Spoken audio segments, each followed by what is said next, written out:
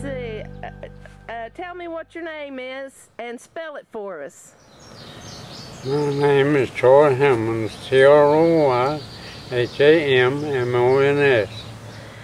When were you born? 1917. May 29th, 1917. What, were you born in Tennessee? I was born in Carthage, Tennessee. That's Smith County. Okay. We moved around several places and wound up at the homestead. 1935. Okay. Daddy went to the homestead. How did they find out about the homestead project? I don't know. Don't know how they heard about it? How old were you when you come up here? I was 17-year-old. I come out of high school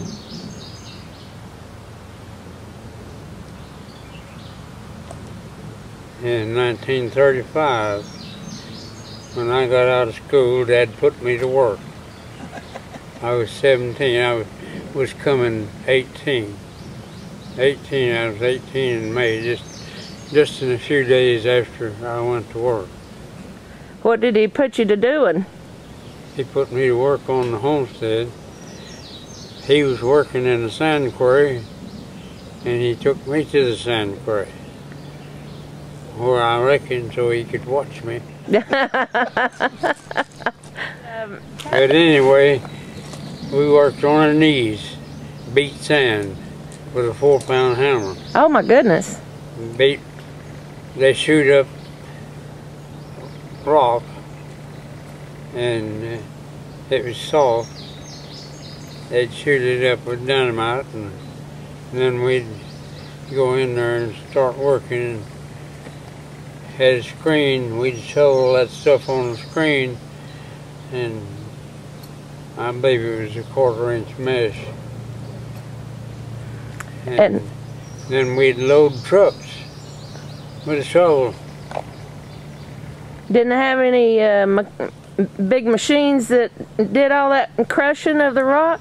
They didn't have no machinery at all. Really? The machinery was here. With a 4-pound hammer. My goodness. That's hard work. Well, we lived at it. So you was pretty young to be on the cruise. Was there any other young people on the cruise with? A few. Were they sons of? It was different places. We worked in different places. They were building houses, and some were carpenter helpers, masonry helpers, and the masonry, they hauled this sand and dumped trucks, and they dumped that sand, and then they'd haul the cement out there. They had a regular box. You put in so much cement and so many shovels of sand to make mortar. I've seen pictures when they was building the houses, there'd be a big pile of sand beside the foundation, you know, where they were starting to build. Well, they knew about how much sand it would take, and they dumped that close to where they were going to build a house. Now they went through first and surveyed the places out and located the home site and drilled a well. Then they built the house around that well. That was in the kitchen. Yeah. When your family come, did they live in a barn before their house was ready? We moved into the barn in I guess in March of 1935. Was it just your family in the barn? I know some barns had more than one family lived in. No, they only had one family to the barn. The barn had a loft built in it.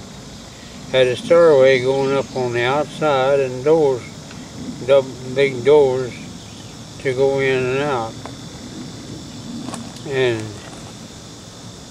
when Dad prepared the place to move in, he cut a hole and made a ladder where we could climb up from the inside, not have to go outside. Well, that was smart. And it was a petition across the upstairs, the girls on one side and the boys on the other. How many kids was there in your family?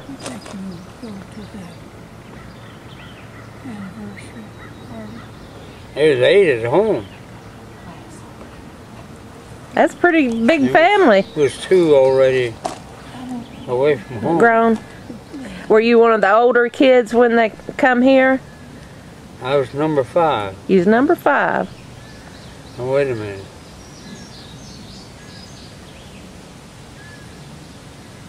It's 3 boys and 2 girls older than me.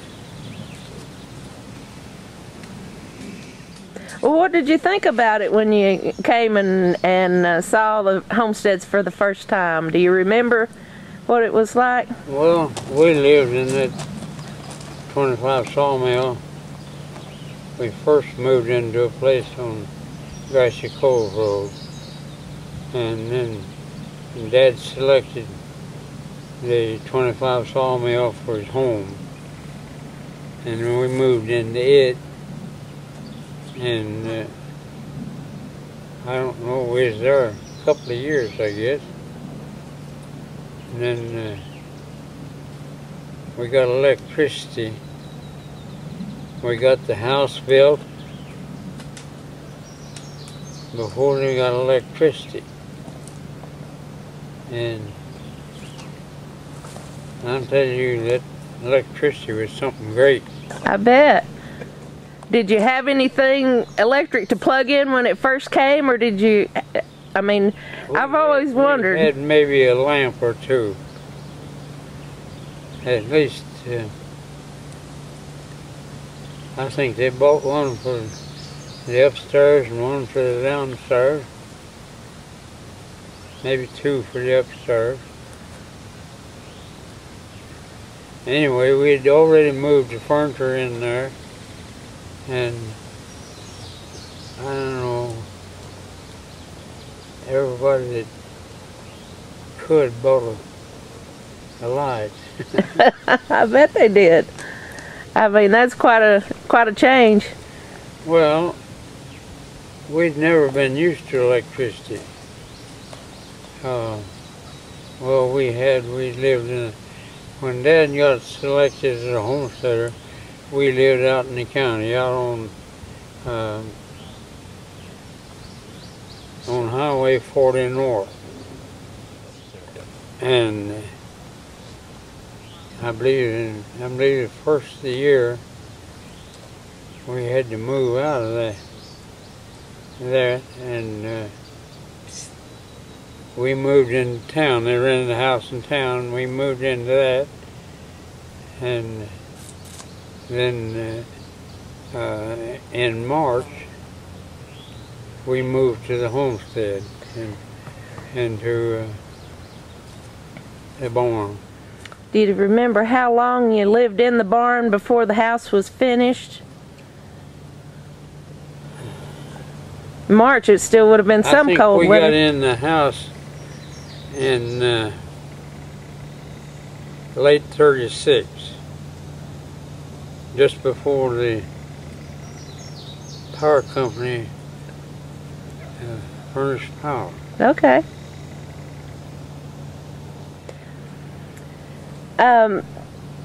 You said you lived north on 40?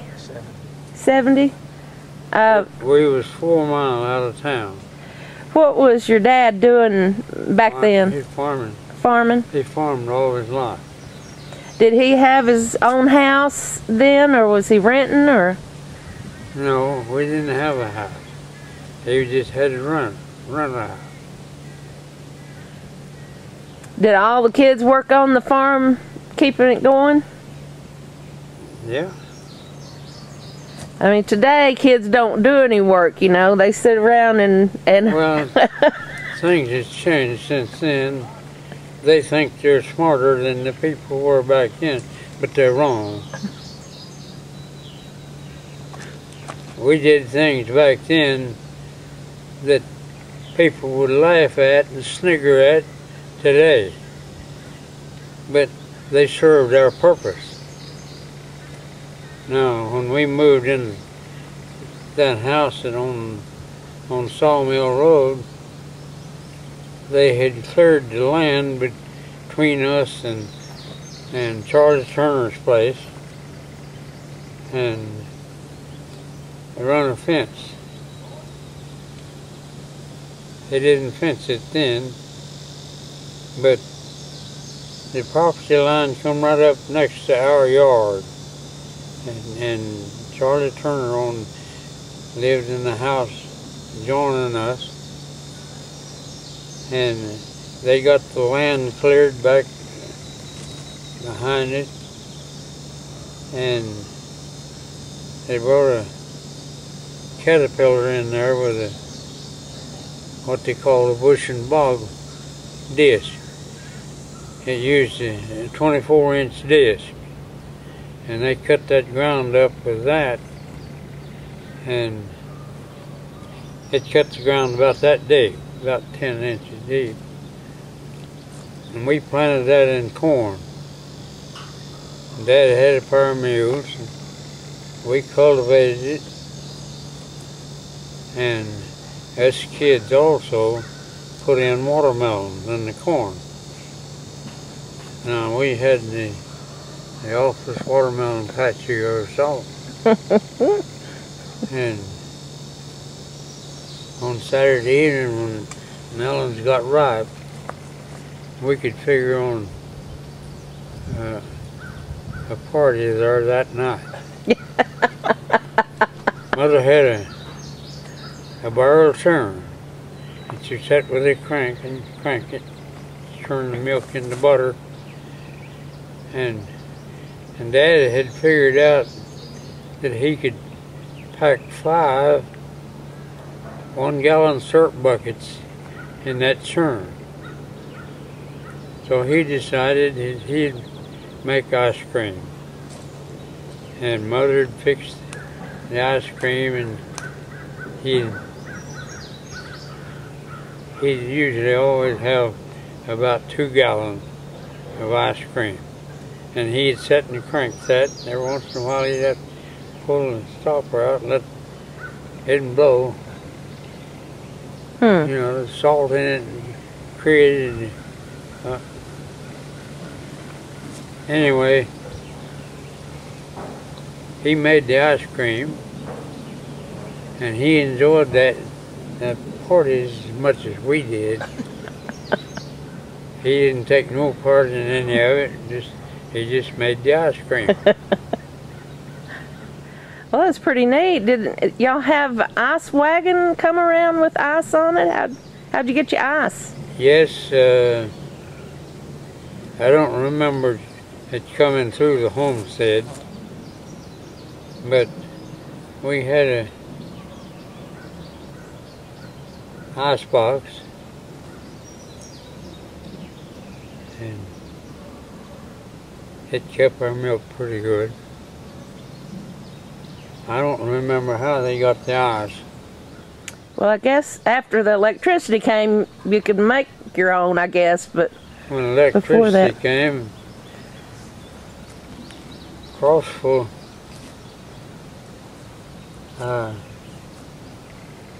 merchants, they really had you might say, a homecoming. And they sold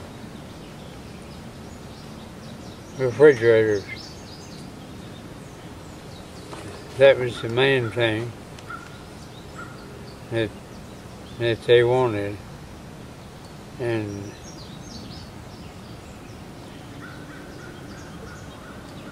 it was just hard to get. As fast as they come in, they went out. I'm sure. And What do you remember about Crossville back then? Was it a thriving town before the homesteads started, or did you think the homesteads had the old high school? It was the best building in the county, and in my estimation it's still good, even though they didn't take care of it. But anyway, Main Street was a gravel road, and there wasn't any pavement at all in the side streets. There wasn't no pavement in town. I don't know when they got Main Street paved, but it was after, must have been around 1939 or 40. I wouldn't be sure of a date on that, but when I went to high school they didn't have a football team. They started a football team the year after I quit school. Well, I went the second year to high school, and when I come out, Dad put me to work, and I never did go back to school. Brother older than me saved his money, and he even went on to college.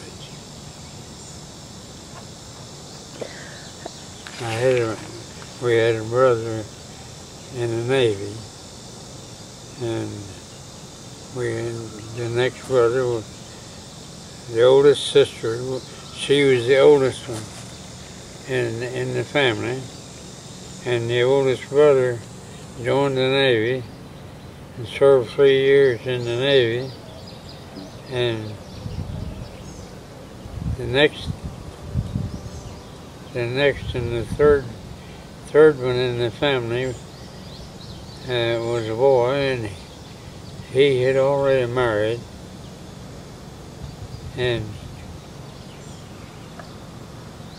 Daddy bought a little farm up at the airport. My brother was sending money home from the Navy, and Dad used that money to build his place. We cut timber and had a sawmill come in there and sawed lumber, built a house and barn. And then we fenced the place with rails. We made rails and fenced the place. And I'll tell you, that old, he'd cut a hickory about this big around, and then he'd trim it down, and the handle would be about 3 feet long. And that maul split rails. We had wedges. We'd start splitting with a wedge till we'd get it opened up enough to use what we called a wood gut. It was tapered like this, about this long, about 4 to 5 inches in diameter. And we'd drive that in that opening and just open that log up, make rails. I worked when they was building the Hosiery Mill. I drove a team, and we scooped out the high side, and we picked up dirt over yonder and built up the low side, done field work. And I drove a team there in the building of the footing and the floor. Was that with a slip scrape? Did you use a slip scrape? Slip scraper, yeah. Was that your dad's mules? Dad's team, and Mr. Potter lived here in town, was a contractor, and he had a contract. We worked there for him, but he had a contract. We dug the hole, the pit for the septic tank.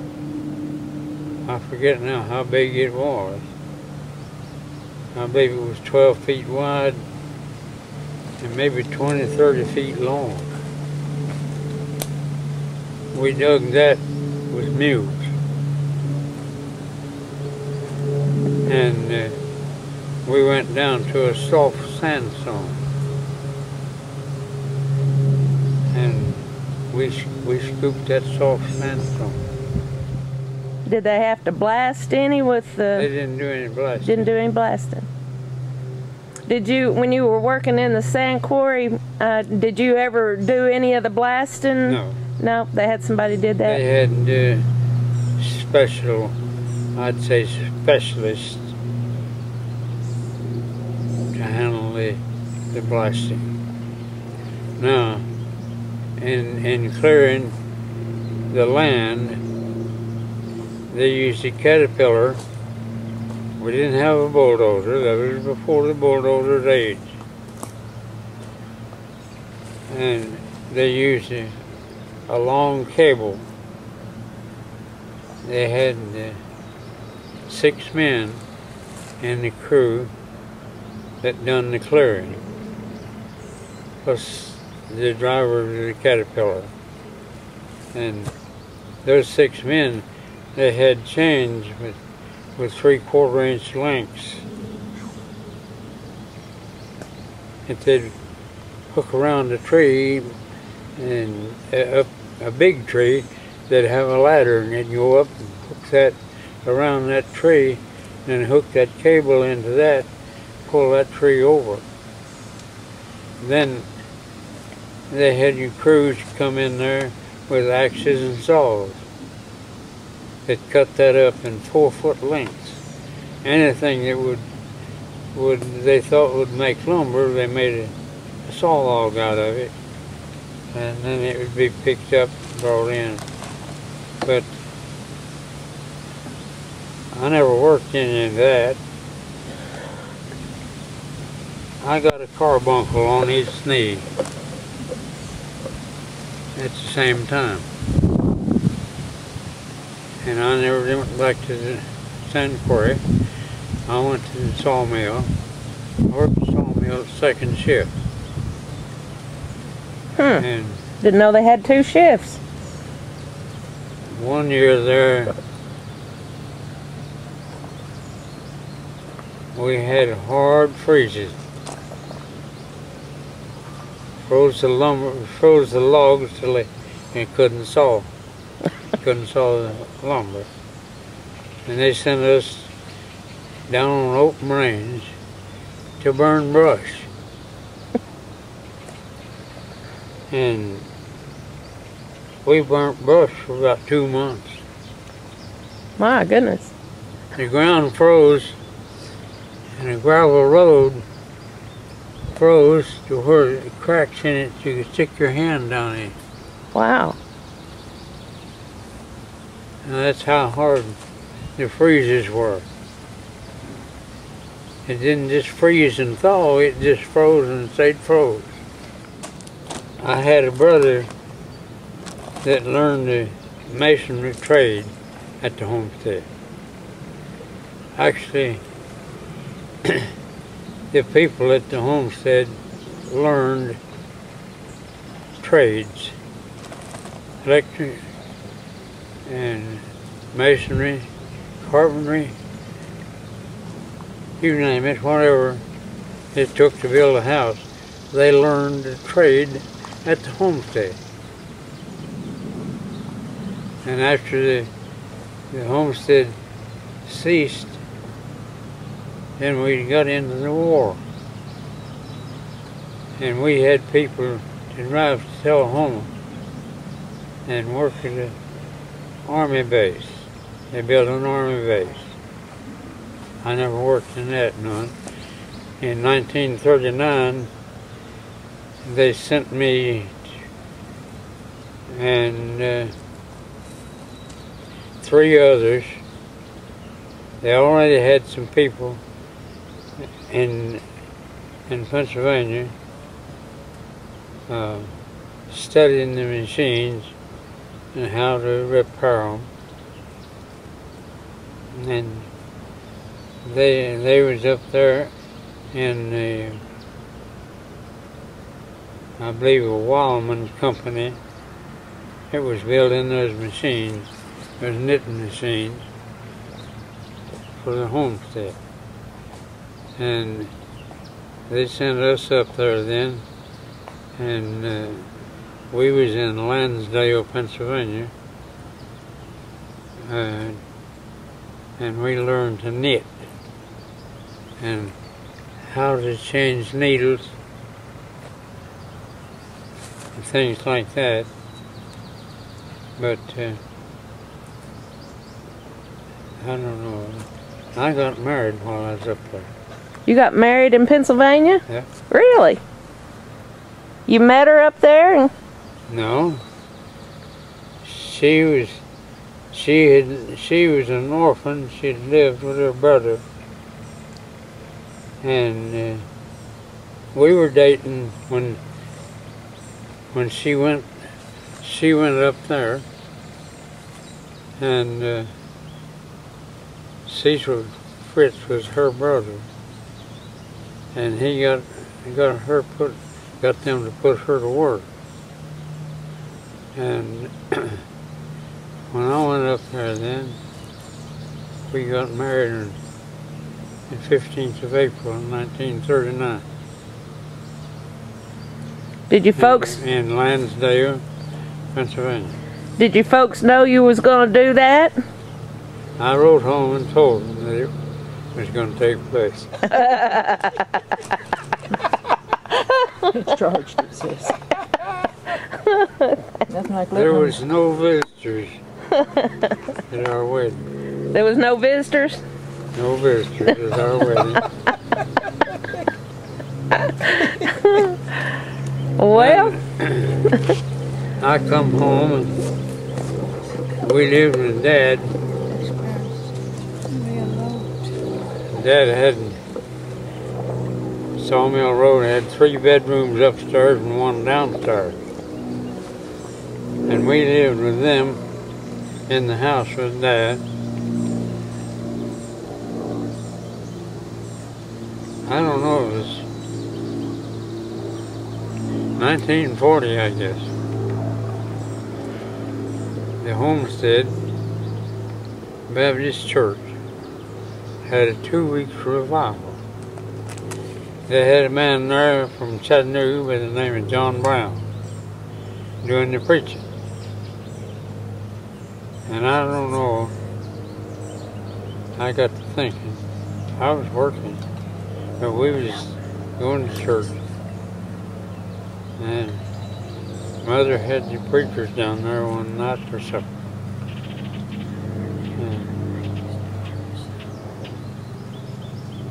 And I got in from work, got showered up, and got dressed for church. Supper wasn't quite ready. And the preacher jumped on me. Said, you need to get saved. I said, preacher, you're wasting your time. He said, oh, yeah? Why? I said, I made that decision today at work. I said, I went into work and I couldn't get my machines to run. And I went over and sat down on a waste can. I talked to the Lord and I accepted the Lord Jesus Christ there in the Hosiery Mill. wow. And when that meeting was over, there was 20 baptized in the state park lake. Now There was only 2 that wasn't adults. There was only 2 teenagers out of that 20. wow. The homestead was built around a big farm, a 400-acre farm, where the tower building is, that was the corner of his property. Went down Grassy Cove Road and the Valley Road. Took in 400 acres. And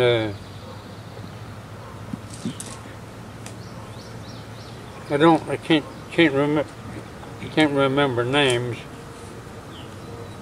But anyway, the Baptist Association bought a half-acre of ground right in the corner on the Valley Road.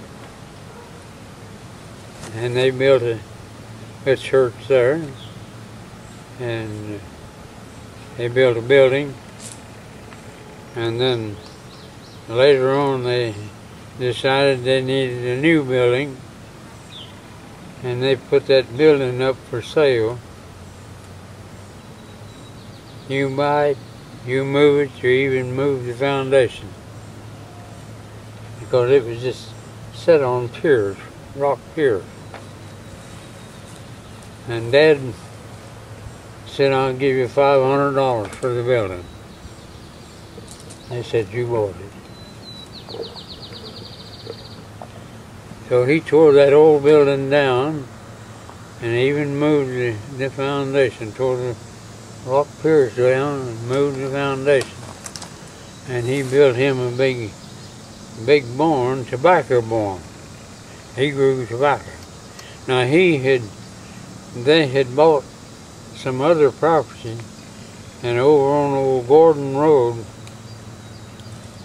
and they'd bought some property that from here would be the far side of Tansy. And it was known over there, a big farm, as Garwood's place. And I helped build a barn over there. And they tried to get Dad to change from his place on Sawmill Road to that place, and they opened up the place there on old Gordon Road, and he wouldn't move to the Garwood's place, but he accepted the property there on Gordon Road. They built a framed house. It wasn't stone. They didn't have any stone about it. And they built a house there, and there was a little house. I don't know whether it was there when they bought the property or not. I believe it was. Anyway, there was two houses. And us kids had gone out and got married, and some had families. And Dad moved into that new house. They drilled a well in the backyard, put a pump in it. He'd go out there and he could tell you how many strokes it took on that pump to fill that water tank in the attic, the 60-gallon water tank. Anyway, my sister Mary then moved into that little house, and she had children, and then later she divorced her husband, and you might say Dad raised her kids. And his 4 boys still living in that family. And they were all 4 at our homecoming this year in the 4th of July. We had the largest crowd this year that we've had in our homecoming. But I had run an ad in the paper. I don't know that attracted people or not, but we was fortunate. There's still 4 of our kin living, and we had nieces and nephews and their families, and I didn't take a head count, but we was crowded. The Free Will Baptist Church at Pleasant Hill, my brother was a Free Will Baptist preacher, and he was pastor there, and he got the church to let us meet in their building. And then later they built a big, I don't know what you'd call it, a big building that they could have meetings in. And we used that. And this year, I was the last one to go through the lunch line, and I could see everybody in that building. They had tables and chairs. They had plenty, but we had them full. People had to look pretty close to find a place to sit, to eat on the last ones that went through the line. And that's how large we were. I don't know how many nephews we had there, but we had a bunch of them. But them four that I mentioned in that one family was there with their wives. And there was some there,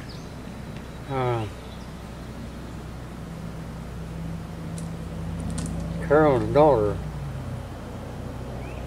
What would that relation be? See, Carol was a grandchild, and then her daughter was there with her family. That's the first time they'd ever been there. Mr. Hodge was a homesteader, and he had made a selection in the corner of Deep Draw and Turkey Oak Road. And he was a stonemason, and he requested that they not build his house, that let him build it himself, and they granted it. Well, when all the other houses was finished, his one wasn't, so they come in and finished his house. That was, I guess, the last rock house that was built. And I don't know, when Dad just accepted the place on Gordon Road, he moved over there, and I rented the house, 25 Sawmill, and we started keeping house at 25 Sawmill. What do you think your dad and you were old enough then too to have an opinion? Do you think they were pleased that they decided to come to the homesteads? They were pleased. I'd say that 99% of them were pleased with the homestead and their home. Now, they didn't get to buy them right off. But finally, the government decided to sell them. And they sent an appraiser in here, and they appraised them. And they sold them. Some of the people had moved away for employment. And of course that made a vacancy, and that's the reason that I got to rent the house. I rented it for a year or two, and then they sold them. When they sold them, I bought the place. It was 52 acres of land, and I bought it for $4,200. Had you saved up money for that? No. Do you have to pay it off on time? Moses Dorton was president of the First National Bank in town, and he come out there at the day of the sale. Now he said, if you people want to buy these homes, we will finance them. He said, now I want to tell you, we're not in the real estate business. We're in the banking business. And we'll loan you money at 4% interest. I bought the place with 4% interest. You could finance it with the government, or they would finance it for you. I financed mine with the bank.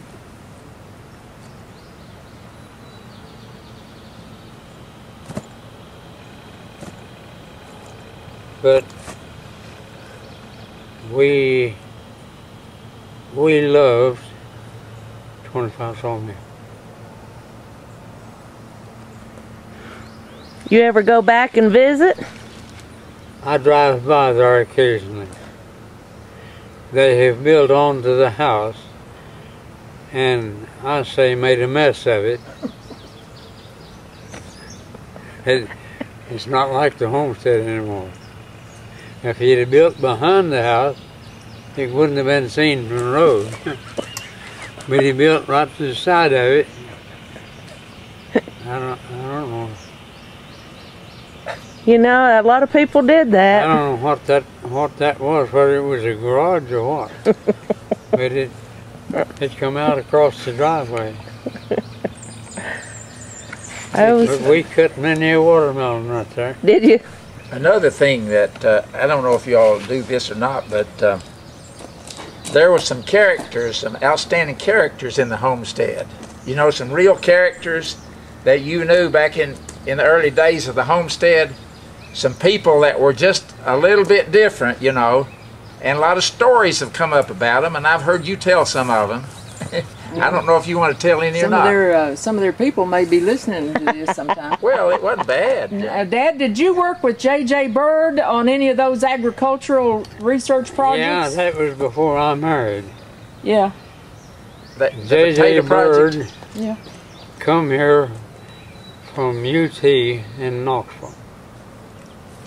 They wanted records.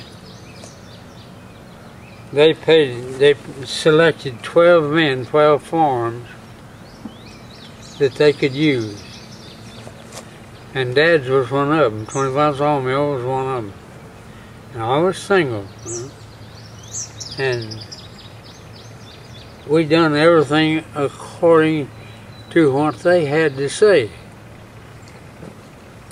They paid Dad $45 a month, a year, a month. $45 a month for the use of his farm. They come in the middle of a field and just laid out an acre square. And then they divide it off into rows. You plant so much in this row and so much in that row, something else in that row. Anyway, they had a record of how many hours it took to prepare the land for planting, and then so much for some planting.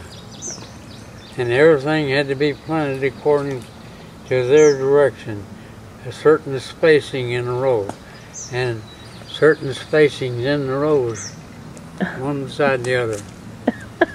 But the 12 people, Dad was one, Will Johnson was another on Sawmill Road, and Herman Burton and Frank Huddleston was on 70 Highway.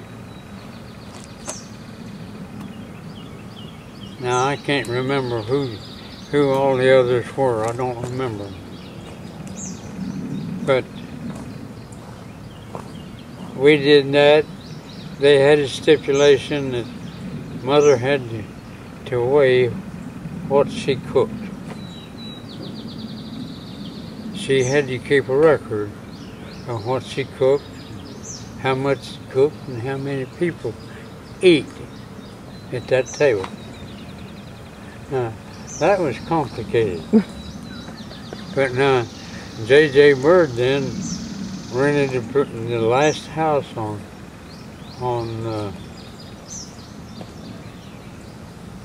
Grassy Cove Road. He rented it, and my brother younger than me mowed his yard every week in the summer. He paid him $2 every time he mowed. And J.J. Bird, I thought, was a fine man. There's others that cussed him. He drove fast. They said, "You're going to kill yourself on these gravel roads." But anyway, he didn't. He never had a wreck. And he had an assistant right off, I can't call his name. Bohannon? Louis Bohannon. Louis. Was his name Louis? E.L. E.L. E.L. or something like that? E.L. was his initials. Louis was his real name. And he more or less was out there. They'd bring all 12 of the farmers in to a farm when they went to plant. And they'd all work. They'd all getting the same money. And then he got his records. I don't know, he was 2 or 3 years of getting records. And then a few years back, well, I got into the cattle business, registered Angus cattle. I had a little farm in Lincoln County, down close to the Alabama state line. I moved there in '62. My wife died in October, if I remember right, October the 15th in 1959? And then I married again in June of '62. I married a woman with 2 boys, and we moved to Huntsville. And they didn't like Huntsville. So we went up to Fayetteville, Tennessee and rented a house. Moved up there and I bought a farm. And then another farm come on the market and I bought it and sold the other one. And built a house there in 1964. And I bought rock. I had rock hauled from Crossville down there. Used the gray stone, sawed stone for my house in 1964. And we joined the church, Little Baptist church out in the country. It was close to where we was going to build. And we joined the church one Sunday night. At the close of the service, the pastor read his resignation. Oh, we was out of a pastor. And we only had 2 deacons in the church. They only had about 35 members. Burton and Huddleston built a store building there on Grassy Cove Road. Carson Ferris owned it, and they bought, I guess, a ½ acre and built a store building. And they really built a business. as you know. And they stayed with that until they retired. You remember the time you and I were at the store? Remember the time we were there one night and we looked outside and Herman's hair was on fire? Yeah. Can you tell that story? That was after Estelle died. I was up there guessing with everybody else. And the kids had to run to the store. Wasn't that big of a store either. And somebody come up there in a pickup truck and wanted him to check his antifreeze. Herman went out there and didn't have any light. So he struck a match, and when he did, that antifreeze ignited and burnt his hair off. And they had to rush him to town to the doctor. And they sent him, the doctor sent him on the cool to the hospital. Oh my goodness. And Bob Gadman was there and had on a coat. He was the only man that had on a coat.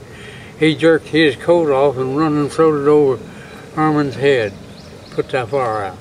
Wow. And Herman's was burnt. Of course, his scalp was all burnt, and down the side of his face, but it wasn't a serious burn. Anyway, he didn't stay long in Cumberland Hospital, but that was something else. Did you know about there was a blasting accident over there near the park when they was blasting some stumps? There was what? A dynamite blast accident where a man was killed over there? Yeah, that goes back to the clearing of the land. The big stumps, they would blast them to get the dirt off of them. And then they could burn them.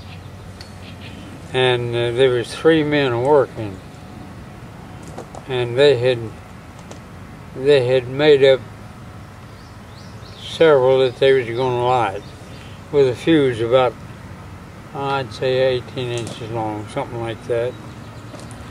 And Mr. Lee Seagraves was carrying a box of dynamite, of this dynamite that had the caps and fuse in it. And they'd go around to a stump with a crowbar and punch a hole in it, stick that in there and tamp it in, and then they'd go back and light them. And something happened, and that dynamite exploded and blowed Lee Seagraves away from the belt down. There's another man that was injured there, but I can't remember his name. There was 3 in the crew, and the one that didn't get affected by the blast was punching holes with a crowbar. So he was away from them. The CC boys cleared the land for a lake, and they worked out the ground. The foundation had to go in the ground so deep. They done that with a pick and shovel. They done all the work. They done all the clearing of the land. They just dumped it all. And they built 10 houses. They called them cabins. 3-bedroom cabins. Yep. And that was for rent after they got the lake and the dam done. They quarried the stone they quarried the sand and built the dam. Now I don't know, I guess they had army trucks that hauled the rock in to the dam. And they built that, and down below the dam they built a big mill house. And they was going to have water run from the dam to that where they could run with water power. And they built that, and they had that lake done, and they quarried sand and built a big sand beach. And in 1940, there was 20 of us baptized there. We waded out to where the water was about this deep, and there was a preacher on each end of that line baptizing just as fast as they could. And it was about the 15th of October, and I'm telling you, that was cold.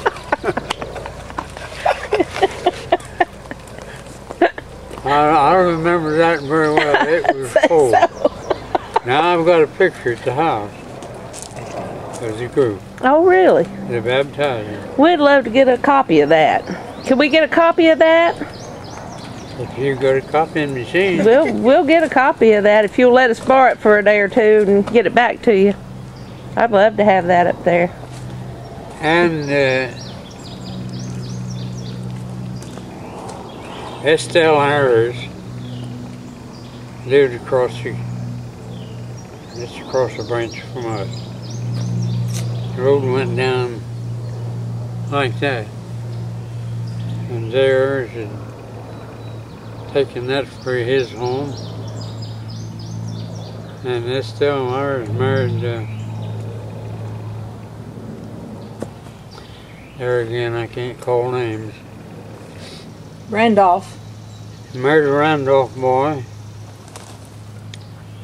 and raised a family.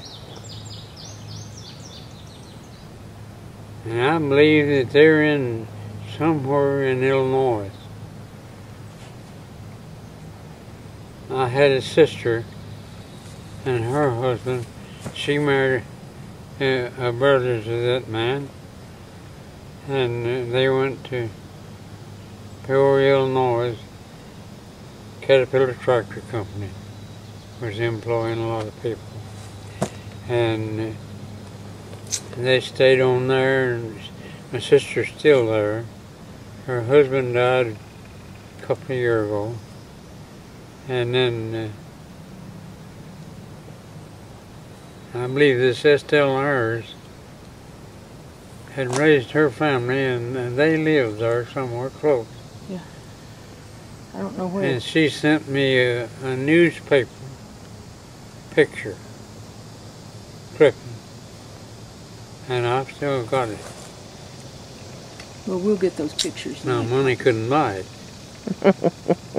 Tell you that now. Yeah.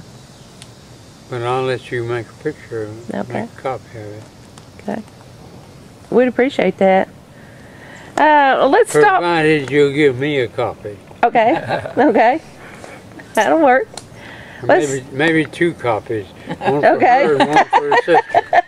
He'll just keep on till we'll outfit the whole county. I had two grandchildren, and they lived in Atlanta. They had a little girl 3 years old, and a little boy was a year old. And when I retired, I decided I needed something to do. So I started building those swings. I built the first one and took it to Atlanta. I just set it down in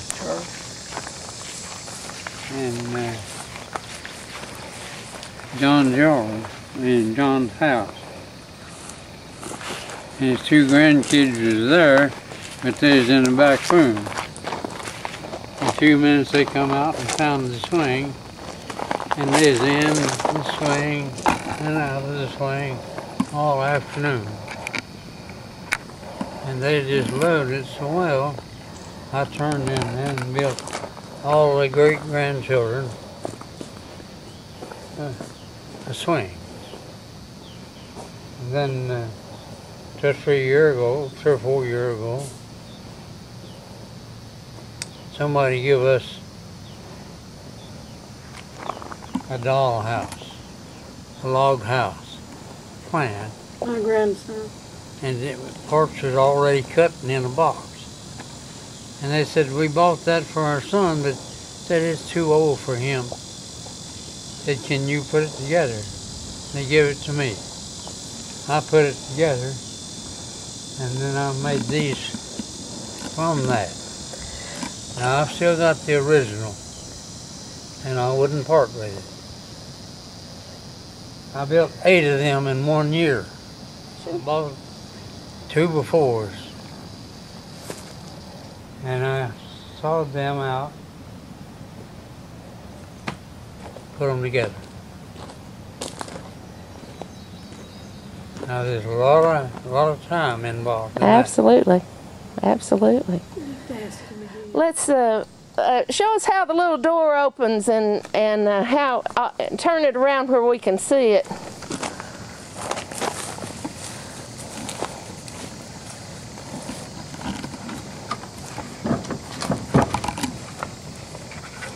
Now the door is got a front porch step, and the door opens and closes like that. Okay, turn it around and show us what's inside. Well, it won't sit on this machine. Okay. Wait a minute. Pick up the swing, take it off.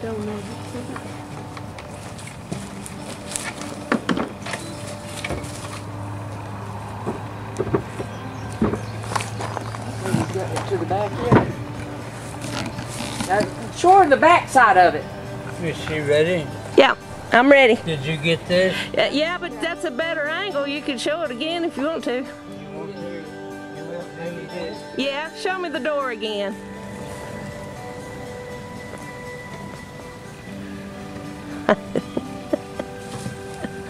Now for the back side. Yeah.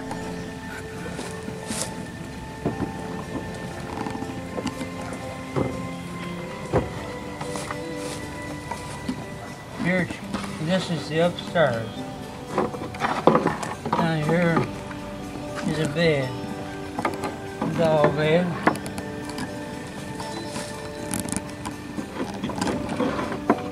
That's on the top floor. Here's the kitchen cabinet. The doors will open on it. I didn't know that. That's cute, Dad. Got that good. Did you get that? Yeah. Now that's back there under the stairway.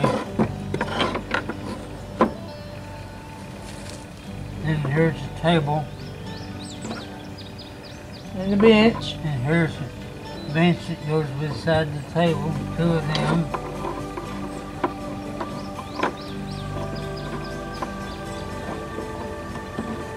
And a deacon bench.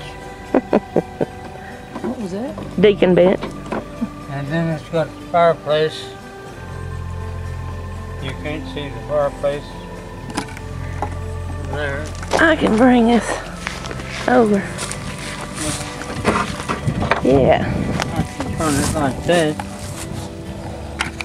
Can you see the fireplace in there? Yeah.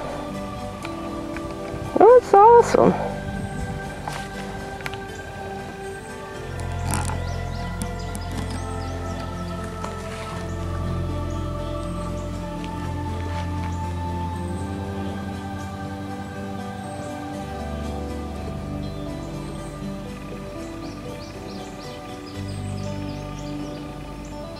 Yeah, very good writing. That's pretty good. I was kind of shaky. I can read it. Well, I'm afraid of if we don't get No, I didn't knock it off. that porch off. No, I didn't knock it off. I was careful. Here, I'll take that and get it out of your way. We were stretching wire. Yeah, wire stretching. was doing fencing. They had a crew that had gone through and dug holes and set posts.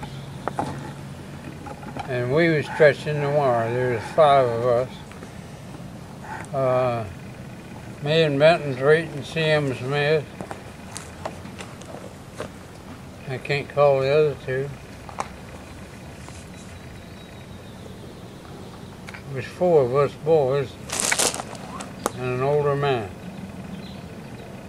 We called him an old man. He's about 50 years old. But anyway,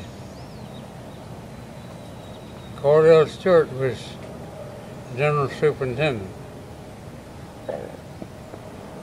He had all them and all the people that was clearing land and everything under him.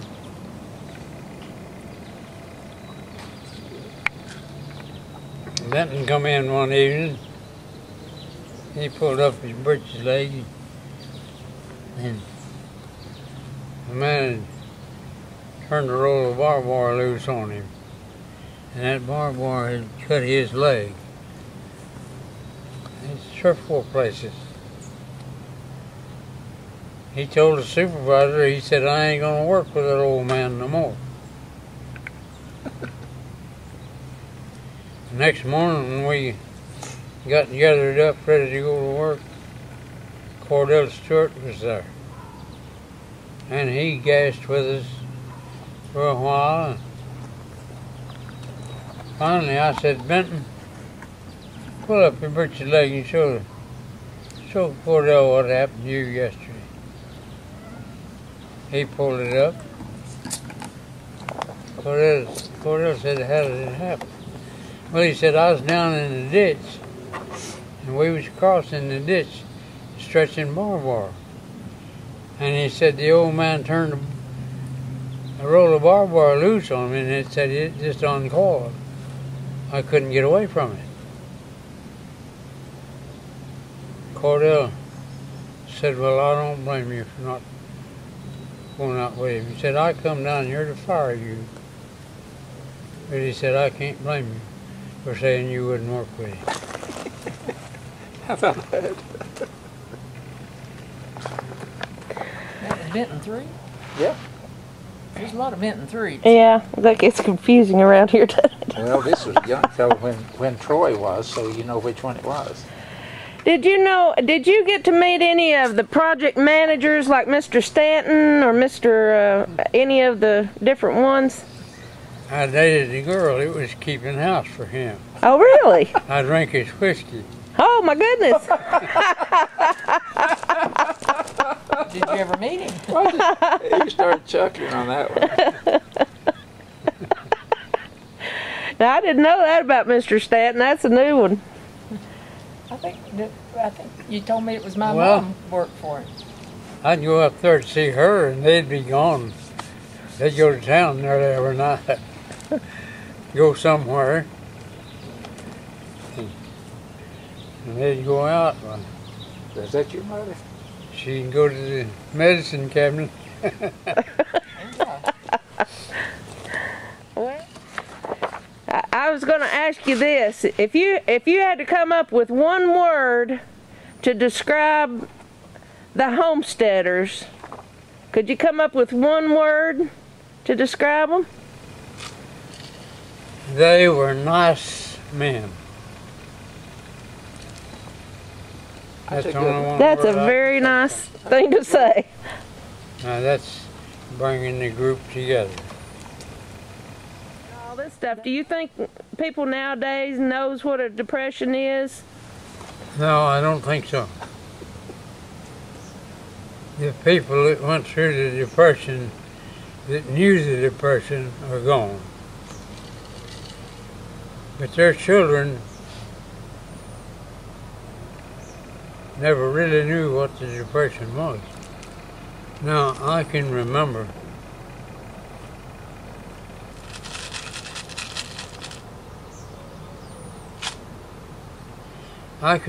some of the things.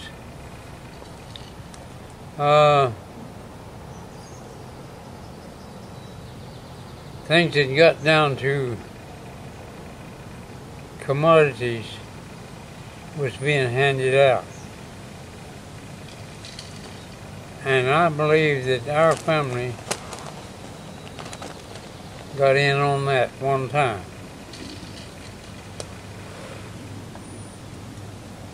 And then Dad was selected as a homesteader. And of course he went there and went to work. Now, people in New York and other places thought that was a handout. That wasn't a handout to the people. The people earned what money they got.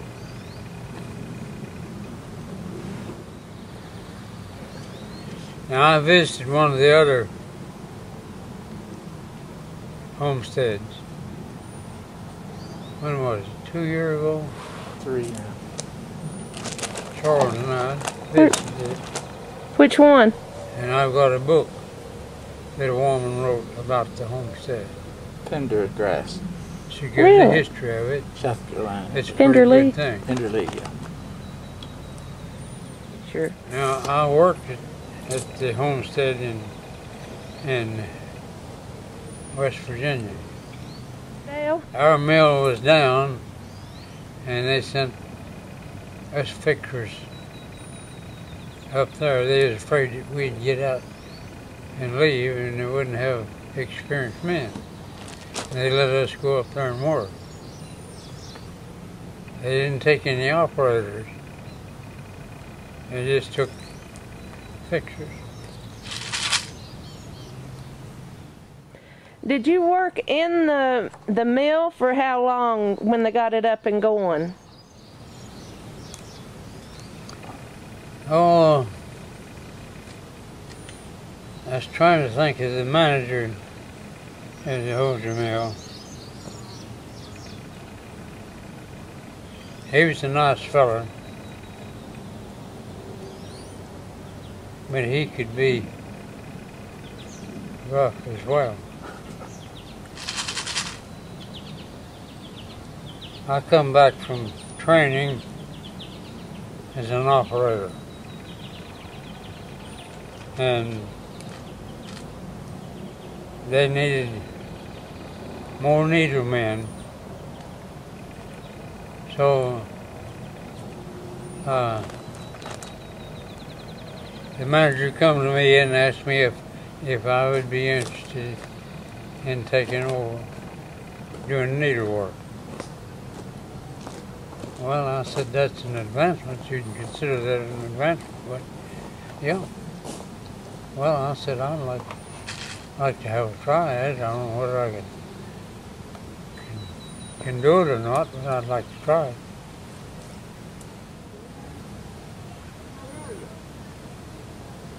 He went,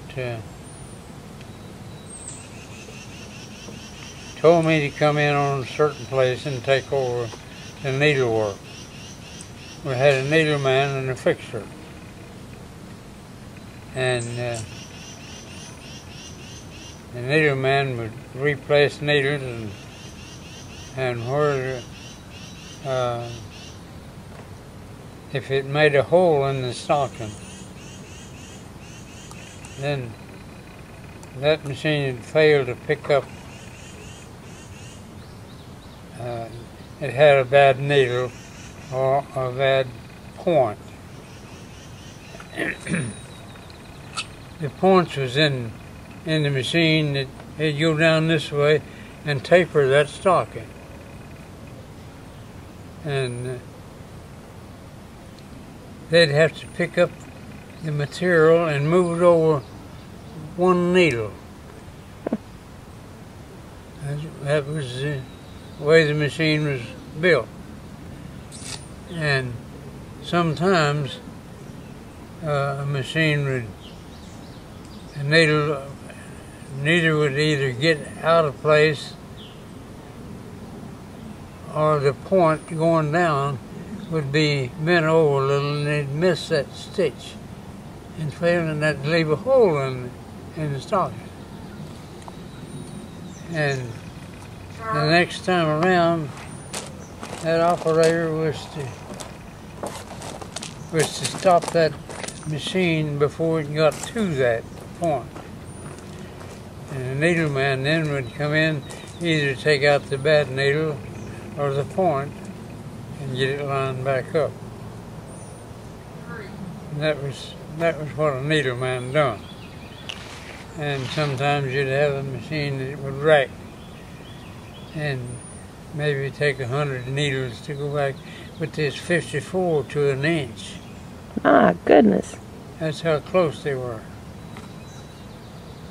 That's tedious work, wasn't it? The first evening I come in as a needleman, I went to the needle bench. We had a special bench that you could go there and straighten the needles and have them ready to go in the machine. And I went there and was working on that, was straightening up what needles needed to be straightened. And the manager come and sat down beside me. And he talked a few minutes. And he said, "You've done well." And I hadn't been in the needlework but a few days. He said, "You've done well." He commended me, I thought, very highly. That's great. As I said, he was a nice man. Claude Little worked with agriculture. Yeah. I guess he was the agriculture teacher there He was. when they first started. Then he went to Crossville. He got Bill Long in to coach football. I don't think Claude had a football team. Then Bill won the first year. They had a winning team the first year they played. When Dad moved over there on Gordon Road, had a field there that was in Lespedisi. And it was up about this high. Mm-hmm. And he said, "I've got no way of taking care of all that."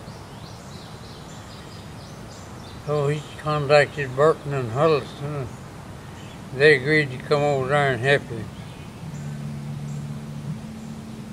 They brought a team and a mowing machine. And they was all three of them mowing on one line. And they run into a yellow jacket's nest. They had 3 runaway teams, and wasn't no 2 of them in the same direction. Oh my goodness. Well, those mules or horses, were they mules or horses? Were they mules or horses? Mules. They get in those yellow jackets, they'll take off. So will I. They had somebody to bail it. I don't remember who.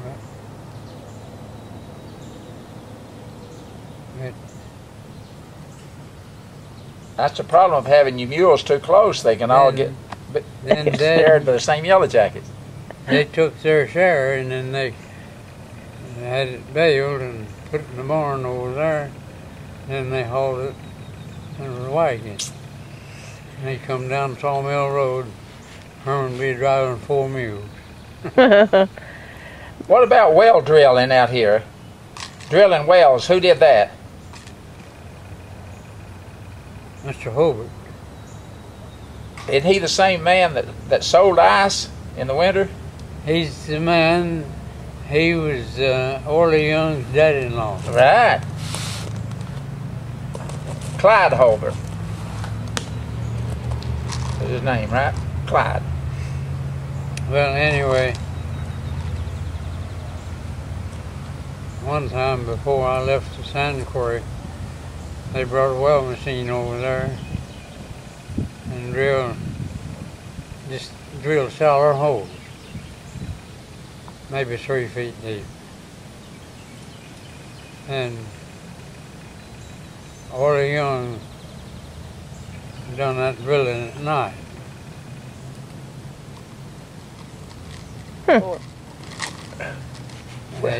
He drilled at night, and his dad-in-law drilled in the daytime. Just using that equipment some more, because that's expensive equipment. Wow. He just wanted to get some more hours on it. And Orly was just learning. He hadn't been trained. He just learned from Mr. Halbert, didn't he? And then he married his daughter. And then they had 12 kids, 6 boys and 6 my girls. word. Do you know the Young family? No. Those girls are still around here. Well, that man had done all the wells well, and every house had in the kitchen, had a well in the kitchen. Just like your model house out there. Yeah.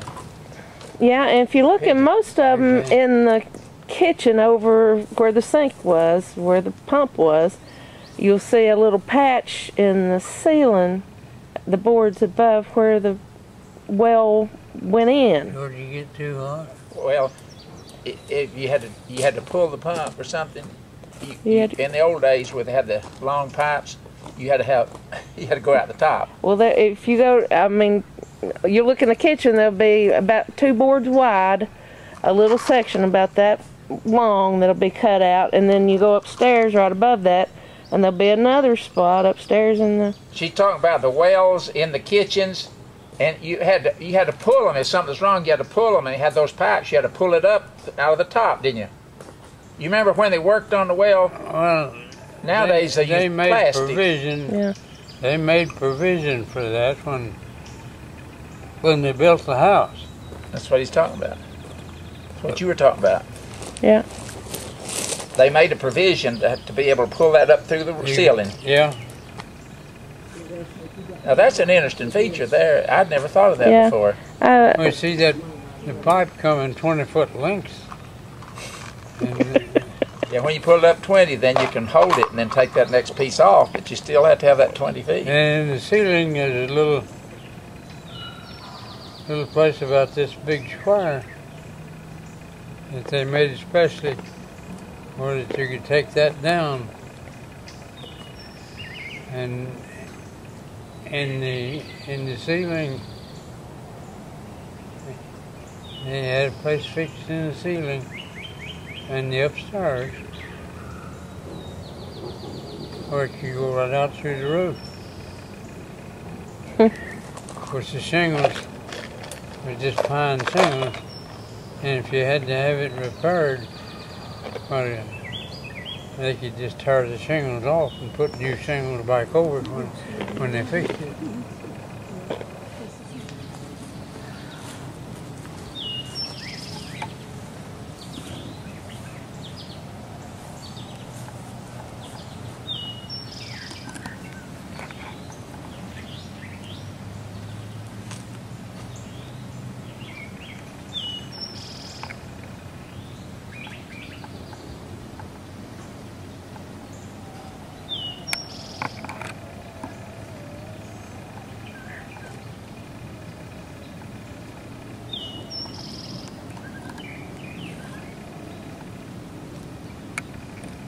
All right. Thank you, sir. You want to sign it, Jane? No, I had nothing to do with it. But we'll put them back in our car, and No, I'll take them out to the tower Listen. next time I go. you think of that as being something frivolous. Come over here, Jane. Yes. And right there. Be still. I weigh 150 pounds. Now, Dad, you don't want to do that.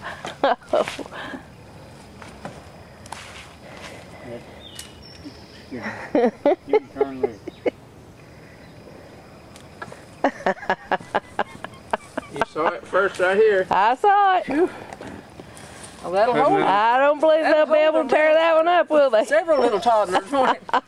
I just wanted to show you that they're strong. Yeah, well, I knew it's oak, solid. isn't it? It's solid oak. Yeah. Okay.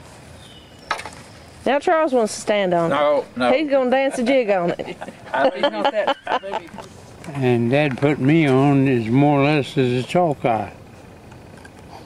Is that what? What money I earned was going into, His. Okay. His hat. Okay, I got you.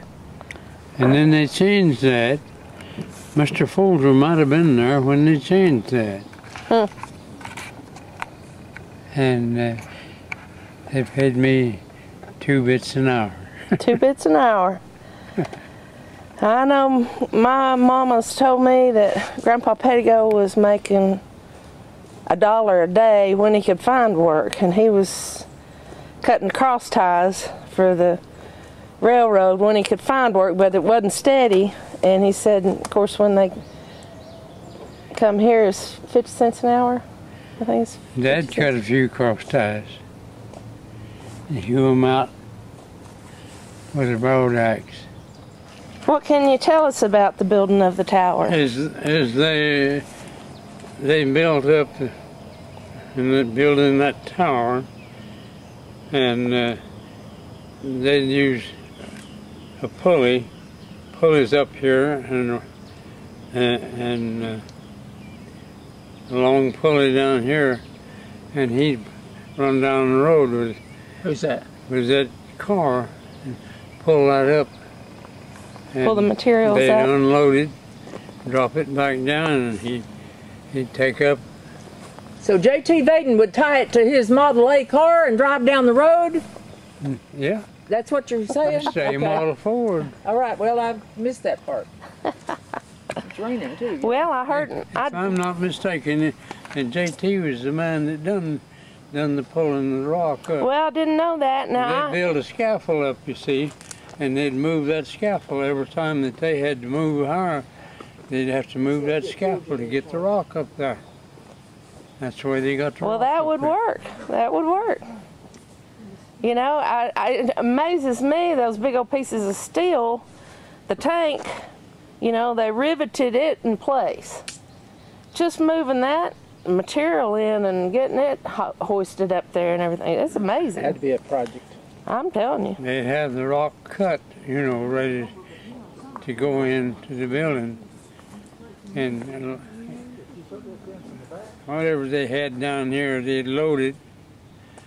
And now the rope was tied to this.